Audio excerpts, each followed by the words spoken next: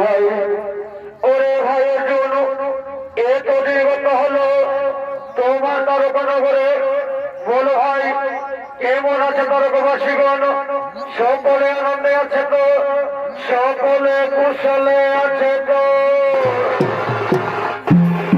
দাদা দাদা কি আর বলিব হস্তিনের কথা কি আর বলিব এই তারকার কথা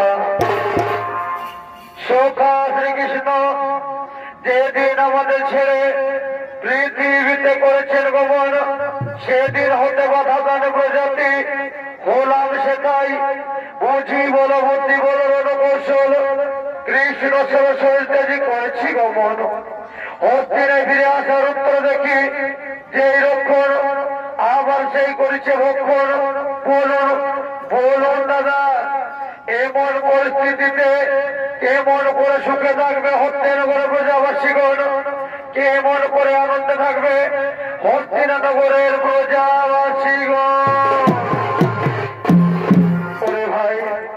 ওরে ভাই তোমরা চিন্তা না করো কারণ তোমরা চিন্তা না করো কারণ শোনো ভাই আমি মনে মনে স্থির করেছি আমরা হস্তিনগর ছেড়ে চলো এই গোবিন্দর পথে চলে যাই ভাই চলো এই গোবিন্দর পথে চলে যাই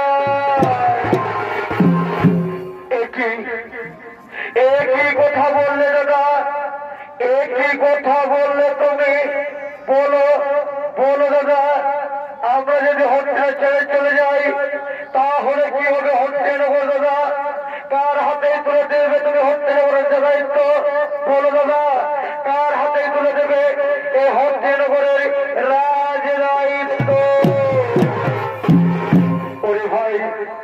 ওরে ভাই এর জন্য চিন্তা করো না হস্তিনা রয়েছেন অভিমন্যু পুত্র যুবরাজ পরীক্ষিত আজ সে সমঝোতা তার হাতেই তুলে দেওয়া হবে হস্তিনগরের দায়িত্ব ভাই তার হাতেই তুলে দেওয়া হবে এই হস্তিনগরের রাজ দায়িত্ব হে দাদা এ তো অতি উত্তম প্রস্তাব ওরে ওরে কে কোথায় আছো যুবরাজ পরীক্ষিতের হস্তিনে আসার আহ্বান জানিয়ে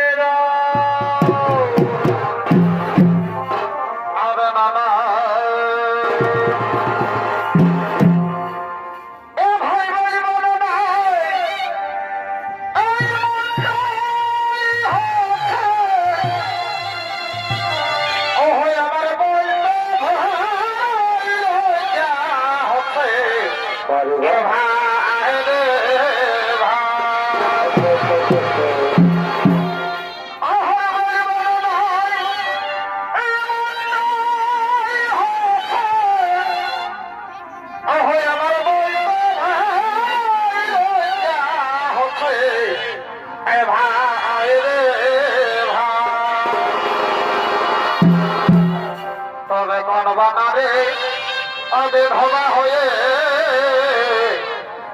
ভাই কোন বানরে আবে ধবা হয়ে দেখো এ বেটা জোরবাইছে ভাই আর বেটা জোরবাইছে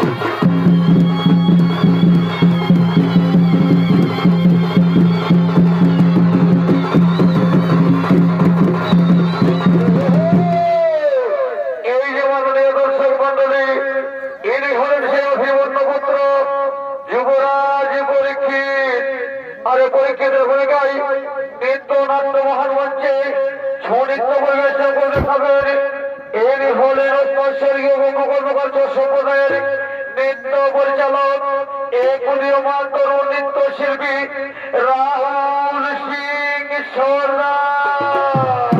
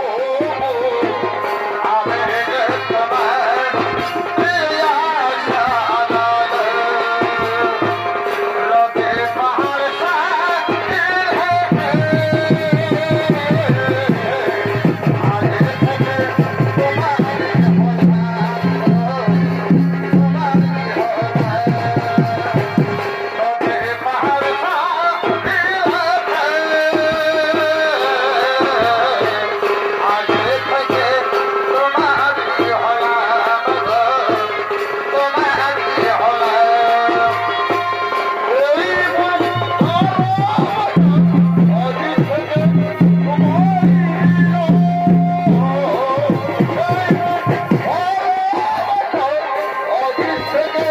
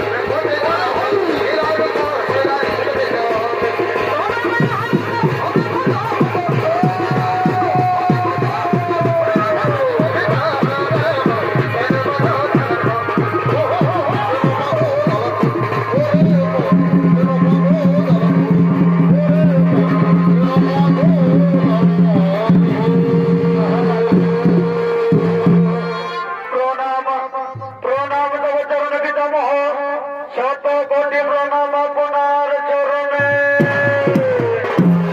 বলুন বলুন পিতামহ, ও সময় কেন আমার স্মরণ কিবা কার্য করিতে হবে আমার? শোনো শোনো ভাই পরীক্ষিত, আমরা সকলে মনে মনে স্থির করেছি আমরা হত্যনগর ছেড়ে ওই গোবিন্দের পথে চলে যাব ভাই। যাবার পূর্বে তোমার হাতে দিয়ে যেতে চাই এই হত্যনগর রাজ দায়িত্ব, এই হস্তিনানগরের রাজ দায়িত্ব। হ্যাঁ হ্যাঁ পিতামহ, তবু আমাদের সাথে অক্ষরে অক্ষরে করিব পালন। এবার আপনারা হাসি মুখে গোবিন্দর পথে চলে যান পিতামহ, হাসি মুখে গোবিন্দর পথে চলে যান।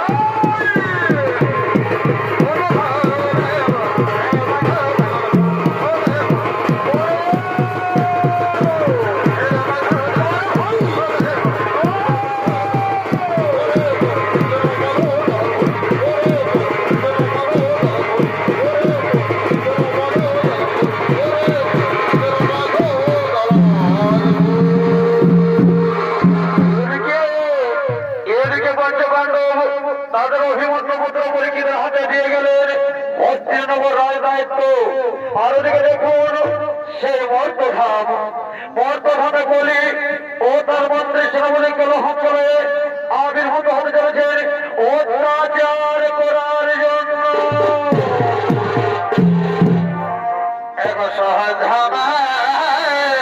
করার জন্য। আলোতে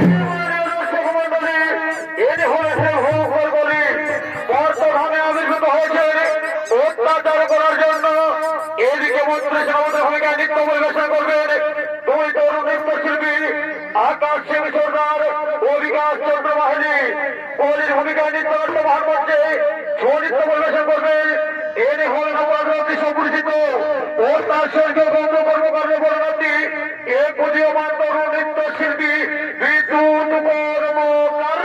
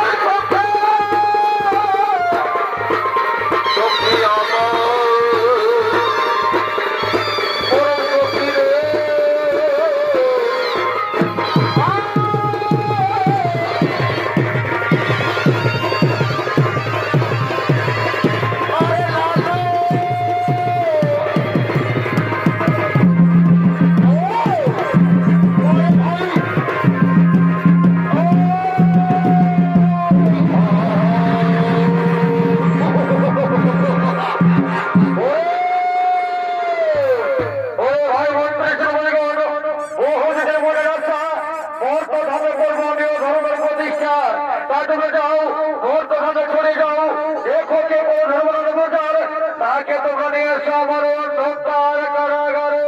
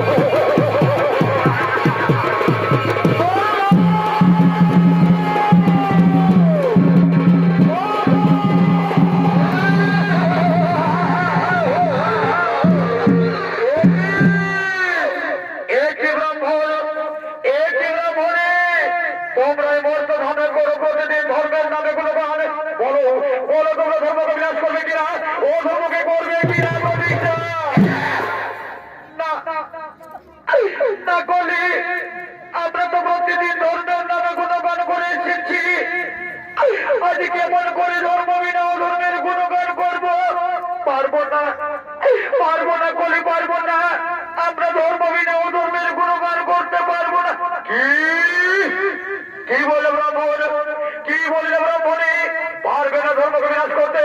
ওরে ভাই মন্ত্রী সেনাপতিগণ, এদেরকে মারতে মারতে অন্ধকার কারাগারে করো বন্ধ।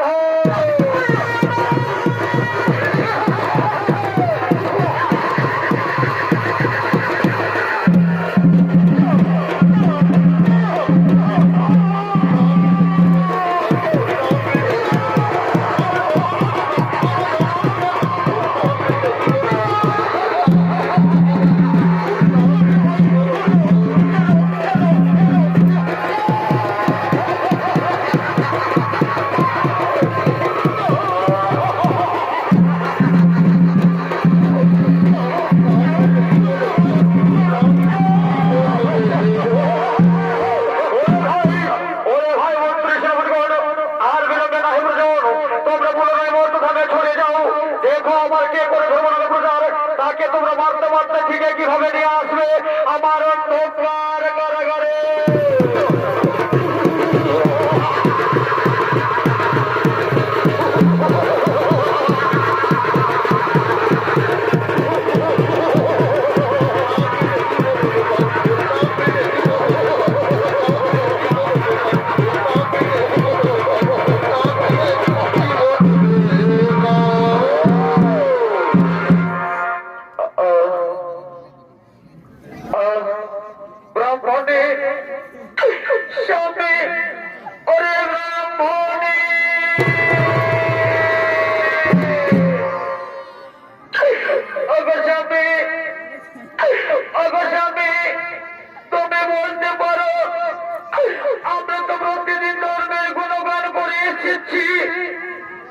তাহলে কেন এত নিষ্ঠুর নির্যাতন সহ্য করতে হয়? তুমি বলতে পারো স্বামী, তুমি বলতে পারো। কেঁদো না, কেঁদো না ব্রাহ্মণী, কেঁদো না, মুছে ফেলো তোমার চোখের জল ব্রাহ্মণী। এক না একদিন সত্তর জয় নিশ্চয় হবে ব্রাহ্মণী। সেদিনকে দেখবে আমাদের সমস্ত দুঃখ কষ্ট ধুয়ে মুছে পবিত্র হয়ে যাবে ব্রাহ্মণী। তুমি আর কেঁদো না ব্রাহ্মণী, তুমি আর কেঁদো না। ওই দেখো ব্রাহ্মণী, ওই দেখো কলির অন্ধকার কারাগারে তার রক্ষক কেউ নেই ব্রাহ্মণী। এই তো সুবর্ণ সুযোগ। চলো ব্রাহ্মণী, আমরা এখান থেকে দুজন পালিয়ে যাই, আমাদের দুজন দিকে যাই, আমরা সেদিকে পালিয়ে যাবো ব্রাহ্মণী। চলো আমরা এখান থেকে দুজন পালিয়ে যাই।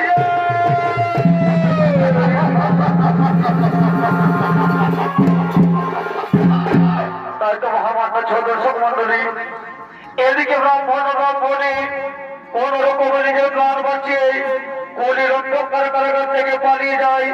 দিনের পর দিন শেষ হয়ে যায়, অরণ্য মাঝারে দিন কাটতে থাকে। আর এদিকে হত্যার রাজা পরীক্ষিত তার মন্ত্রী সেনাপতিকে সঙ্গে হত্যা করে করছে না আগমন সঙ্গে রয়েছেন হস্তিনার মন্ত্রী মহোদয়।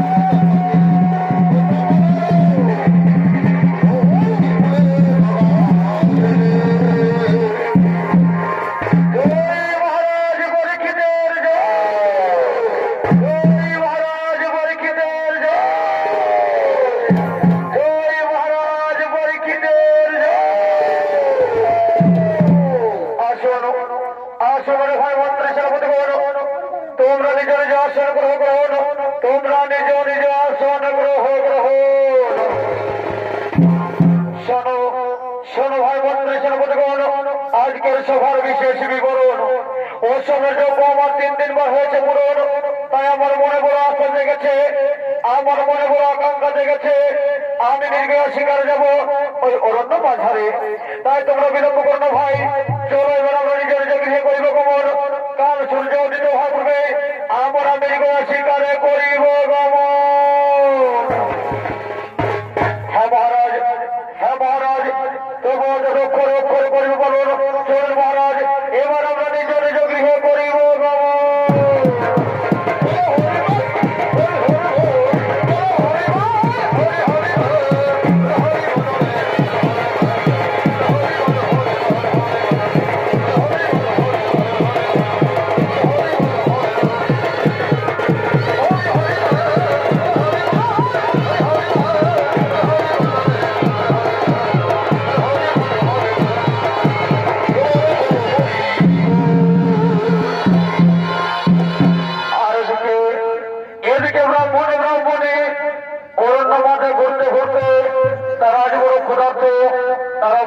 না তো আজকে ব্রাহ্মণে তার স্বামীকে ডাকতে হবে, স্বামীর সন্ধানে ছুটে চলেছেন। স্বামী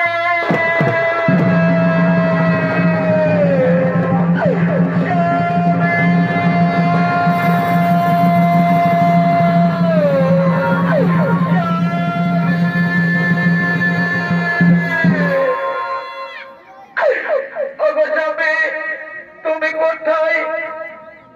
তুমি একটিবারের জন্য আমায় দেখা দাও না স্বামী, তুমি ছাড়া যে আমি বাঁচতে পারবো না স্বামী, তুমি আমায় একটিবারের জন্য দেখা দাও।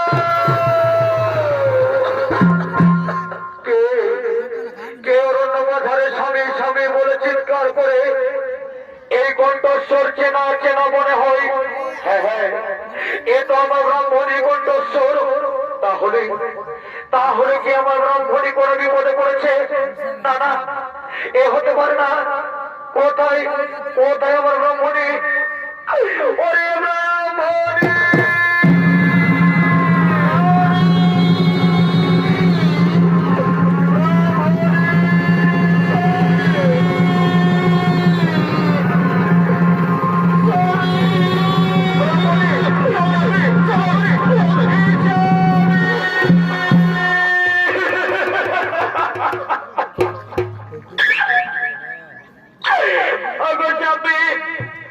তুমি বলে দাও, তুমি আমার ছেড়ে কোথায় চলে গেছিলে? তুমি কি জানো না তুমি ছাড়া যে আমি এক মুহূর্ত বেঁচে থাকতে পারি না স্বামী? বলে দাও, তুমি আমায় বলে দাও স্বামী, তুমি বলে দাও। ওরে ব্রাহ্মণী, ওরে ব্রাহ্মণী, অরণ্য মাঝারে যখন আমি তৃষ্ণার্ত হয়ে পড়েছিলাম তখন বনবৃক্ষের তলায় বিশ্রাম নিয়েছিলাম ব্রাহ্মণী। হঠাৎ করে দেখি তুমি আমার সম্মুখে নেই। জানো ব্রাহ্মণী, আমি তোমায় কতই না খুঁজেছি ব্রাহ্মণী, এমনকি শেষ নিমেষে আমার কি মনে হয়েছিল জানো? মনে হয়েছিল এই যে সংসারে মনে হয় তোমার সঙ্গে আর দেখা হবে না রে ব্রাহ্মণী, মনে হয় জন্মে আর তোমার সঙ্গে দেখা হবে না।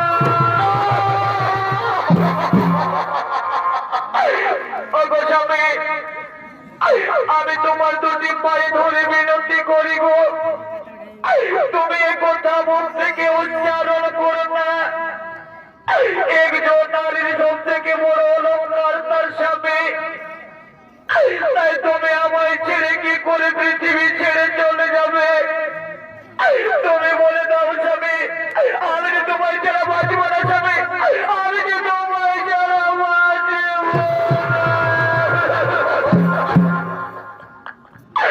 ওরে ব্রাহ্মণী, ওই অরণ্য মাঝে ঘুরতে ঘুরতে আমি যে বড় তৃষ্ণার্ত রে ব্রাহ্মণী, দাও দাও ব্রাহ্মণী দাও, তুমি আমায় কিছু খাবার দাও না ব্রাহ্মণী, তোমার ক্ষুধার জ্বালায় যে আমি মরে যাবো রে ব্রাহ্মণী।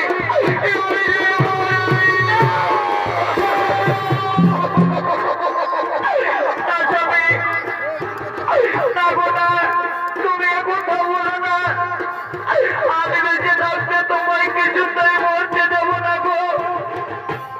তুমি যে আমার হাতের শাখা সিদ্ধের সিঁদুরের অলঙ্কার, তোমায় আমি কিছুতেই মরতে দেবো না।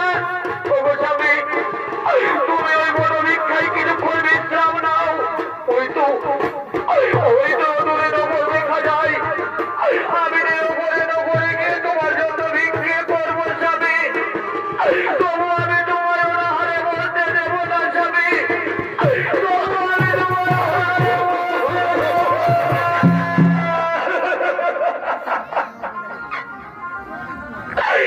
ওগো ভগবান, ওগো দয়াময়, তুমি আমার কোন পরীক্ষা নিচ্ছ ঠাকুর? আমি তো তোমার কোনোদিনও কোনো ক্ষতি করিনি, তাহলে তুমি আমার কোন পরীক্ষা নিচ্ছ? তুমি বলে দাও।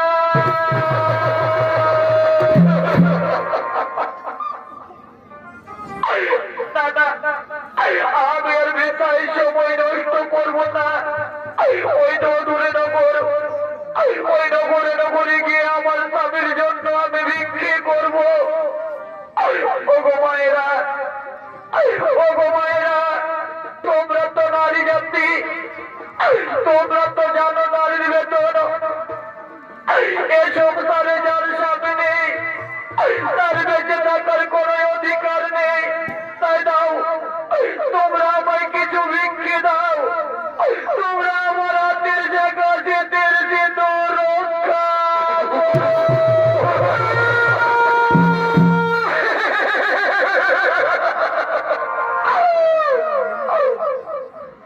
আর ভিক্ষা দেব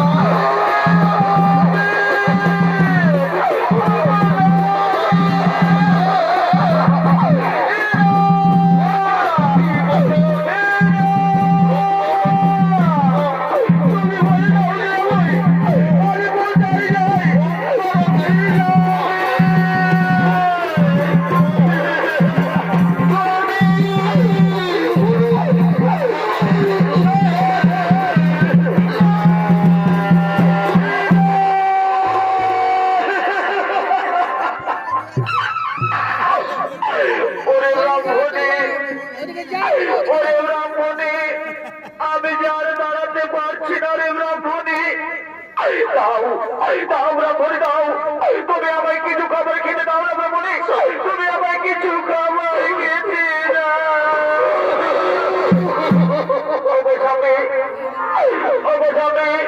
তুমি এই বড় বৃক্ষের তলায় আর কিছুক্ষণ বিশ্রাম নাও, আমি তোমার জন্য খাবার নিয়ে আসছি স্বামী। স্বামী, আমি যতক্ষণ পর্যন্ত এখানে আসবো না, তুমি বড় বৃক্ষে ছেড়ে কোথাও যাবে না স্বামী। আমি এক্ষুনি আসবো স্বামী, আমি এক্ষুনি আসবো।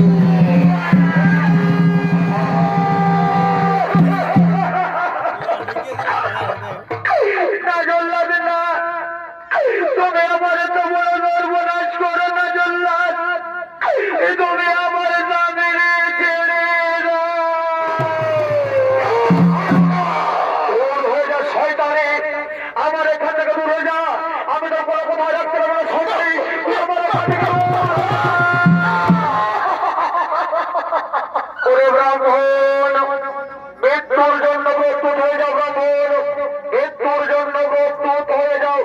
জল্লাদ, ওরে জল্লাদ, তুমি আমার এত বড় সর্বনাশ করো না জল্লাদ, তুমি আমার স্বামীর আমায় ভিক্ষে দাও না জল্লাদ। ওরে জল্লাদ, আমি তোমার হাতে ধরে পড়ে পড়ি জল্লাদ, তুমি আমার স্বামীর ভিক্ষে দাও জল্লাদ, তুমি আমার শীতের সিঁদুর ভিক্ষা দাও।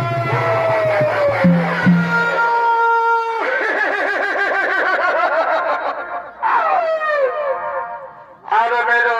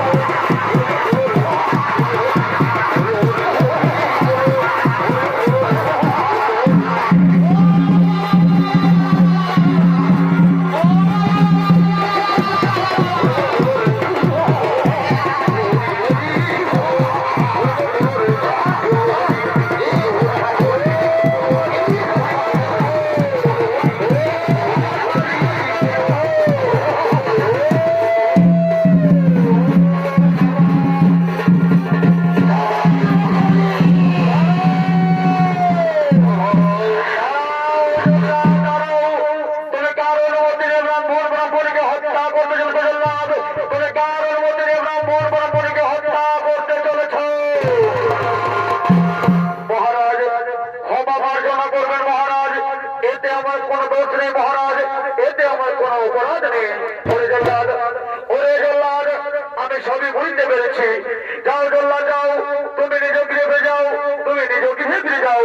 ওটাই ওটাই ওরে অহংকারী করি, অহংকারে বসীভূত হলাম, মনে বোঝালে যে নিষ্ঠুরে যে তোর আয় আয় দেখি তোমার মনে কোনো শক্তি করে ও চমক তোমার পরিবর্তন ছিল।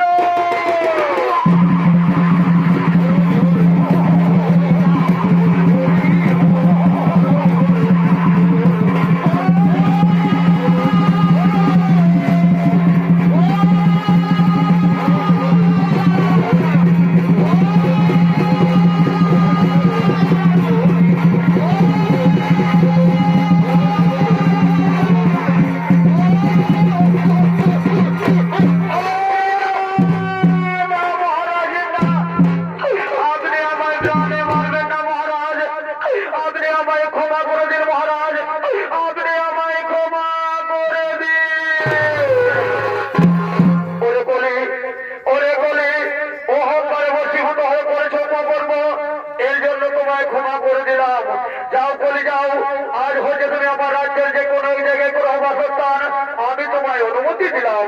আর এসো এসো ব্রাহ্মণ, এসো ব্রাহ্মণে, চল আমরা হচ্ছে বসে যাই, আমরা রাজপ্রসাদে ফিরে যাই।